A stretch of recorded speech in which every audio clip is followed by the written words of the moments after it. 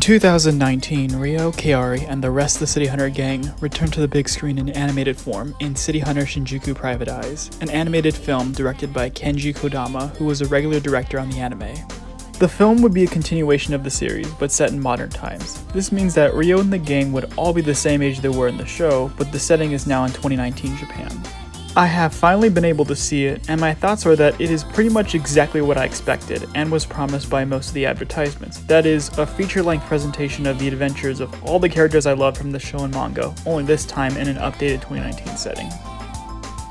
The result is a movie that, though won't exactly break any new ground for the series, still manages to retain the same magic the show did, and still does. It stays close to the tried and true formula the anime stood by, but still manages to dazzle us with great set pieces, fanservice-y homages that never detract too much from the story at hand, and still gives us the characters we know and love doing what they do best. The story is classic City Hunter. A beautiful young woman, Ai Shindo, is in danger from a shadowy organization and goes to Ryo and Kaori for protection. Her father mysteriously died recently in a crash, and she needs all the help she can get. While at her job as a model, Kaori runs into a childhood friend who falls for her. He also happens to be one of the most powerful rising businessmen in Japan. As the plot unfolds, we learn that something Ai's father was working on is the reason these people are after her, and that Kaori's friend isn't everything he says he is.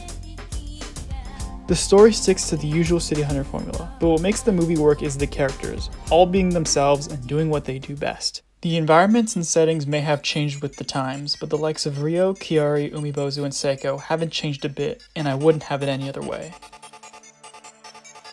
They also have received updated designs for 2019, but they all stay true to their original looks, though for me personally, Kaori got the best update.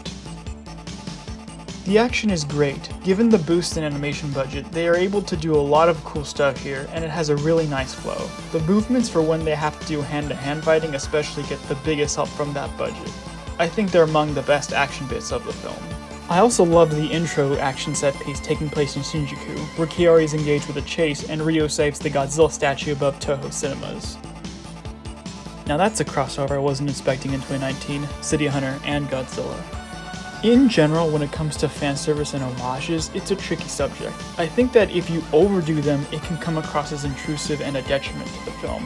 Thankfully here, they aren't intrusive and don't distract from the film, but they certainly reward longtime fans of the franchise for their knowledge of the series. Musical cues from the show, including the openings and endings, are used throughout when appropriate, and if you're a big fan of Tsukasa Hojo's other works, you'll see a few familiar faces towards the end of the film. Just wait and see. My criticisms are few. I didn't mind the character of Ai Shindo. She felt very much like the kind of client Ryo and Kaori would have helped in the show, but part of me wishes the film would have gone for a more out-of-the-ordinary type City Hunter story versus one that's more traditional. Don't get me wrong, I like the City Hunter formula, the show uses it a lot, and for a good reason. It works and it's exciting, but I think the stories that try to break from the mold or put the characters in unexpected situations really stuck out as some of the best entries. Of course, this is all my opinion. As a throwback to the old style, it definitely succeeds. And I suppose, given that it's City Hunter's first animated foray since 1999, there's nothing really wrong with relying on that classic formula. The other thing I want to point out is that this movie does expect you to have at least basic knowledge of the series and how some of the characters are. If this is your first go at City Hunter blind, you may enjoy it, but you'll scratch your head at some parts of it. In some ways, it's a sequel/follow-up of sorts to the show/OVAs, so I don't think this is an issue if it expects you to be familiar with some basic aspects of the series. I mean, it's kind of like how it's not really a good idea to go into a film series at like the 5th entry in it when you've never seen any of the prior ones or don't know anything about those prior films, so I'd apply the same logic here. I guess then it's a good thing that recently Discotek licensed the series for a US home media release. Also, the show can be found online, and some people have even done videos for those unfamiliar with the series. Shameless plug. Overall, while Shinjuku Private Eyes doesn't stray far from the formula the series is known for, it still retains all the fun and energy the show had, and should be a great treat for fans of City Hunter, as well as newcomers with some basic knowledge of the series. With a great live action and animated movie and a recently announced home media release all in the same year, I'd say 2019 has been a pretty solid year for the City Hunter franchise, and I can't wait for what the future has in store for it. Perhaps another anime film, another series, maybe a sequel to Philippe Lachaud's film? I heard that actually got really well received by Japan at its premiere.